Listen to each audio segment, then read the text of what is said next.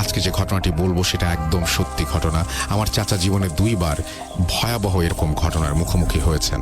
প্রথম ঘটনা, এবং এই ঘটনার পর চাচা মোটামুটি সুস্থ হলে পুরোপুরি সুস্থ হননি, এবং দ্বিতীয় ঘটনার পর থেকে মৃত্যু অবধি সে সবসময় অসুস্থই ছিল। সরি, অনেক কিছু বলে ফেললাম, এবার ঘটনায় আসি। আমাদের গ্রামের একটু বর্ণনা দেই। গ্রামটা ঢাকা খুলনা হাইওয়ের পাশ দিয়ে, আমাদের গ্রামের ভেতর দিয়ে, অন্য গ্রামের ভেতর দিয়ে, আবার ঢাকা খুলনা হাইওয়েতে গিয়ে মিশেছে। গ্রামের মেইন রোডের সাথে পাশ দিয়ে আরেকটা ফাঁকা মাঠের পাশ দিয়ে ধুধু প্রান্তরের মাঝখান দিয়ে পাশের অন্য গ্রামে গিয়ে মিশেছে।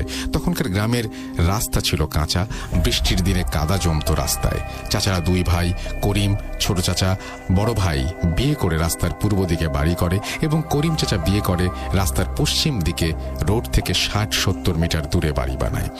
তখন ওই জায়গা ছিল বন জঙ্গল। সেগুলো পরিষ্কার করে দুই ভাইকে বিয়ে করিয়ে দাদা তার বাড়ি থেকে 1/2 কিলোমিটার দূরে তার একটা ফাঁকা জায়গায় দুই ছেলেকে দুইটা বাড়ি করে দেয়। আশেপাশে একটু দূরেই একটা বাড়ি ছিল, বাকি সব জায়গায় ফাঁকা। বাড়ির পেছনে যতদূর চোখ যায় ফাঁকা জায়গা। এবার আসি আসল ঘটনায়।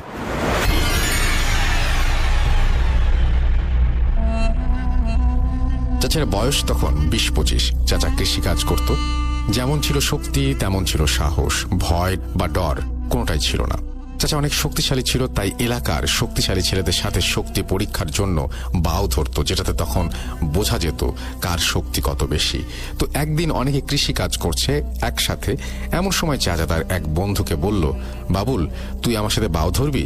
তোকে এখানে এলাকার মানুষ অনেক শক্তিশালী পুরুষ বলে, আমার সাথে বাও ধরবি? বাবুল হেসে উড়িয়ে দেয়, আবার ভয়ও পায়, কারণ চাচা অনেক শক্তিশালী এবং ডান পিটে।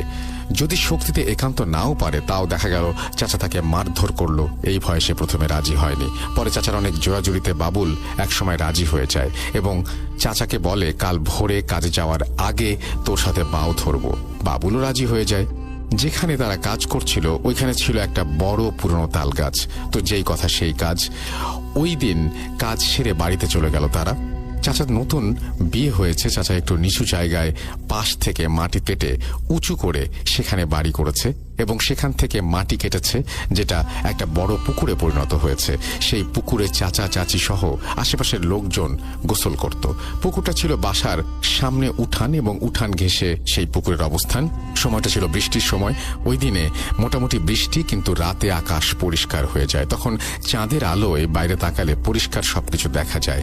উঠান সহ আশেপাশে কাদায় ভরা। তো চাচা খেয়ে দিয়ে শুয়ে পড়েছেন। নর্মালি সে চাচির সাথে থাকে, চাচির সাথে শোয়, কিন্তু ওই দিন বারান্দায় শোয়, কারণ পরদিন ভোরে বাবুল আসবে। তো ঘরের ভেতরে শুলে বাইরে আসতে চাচি নানা কথা বলবে, তাই সে সিদ্ধান্ত নিয়েছে বারান্দায় শুবে। বাড়িটি ছিল টিনের। বারান্দার এক সাইডে একটা ছোট খাট, অন্য সাইড ফাঁকা। বারান্দায় কোনো টিনের বেড়া ছিল না, পুরো খোলা ছিল। চাচা ঘুমিয়ে পড়বে। তখন বাইরে চাঁদের আলোয় মোটামুটি পরিষ্কার দেখা যাচ্ছিল। কত সময় ঘুমিয়েছিল চাচা জানে না। হঠাৎ বাবুলের ডাকে চাচার ঘুম ভাঙে। চাচা মশারি টানিয়ে শুয়েছিল। চাচা বাবুলের ডাক শুনে ঘুম থেকে উঠল, কিন্তু মশারি থেকে তখনও চাচা বের হয়নি।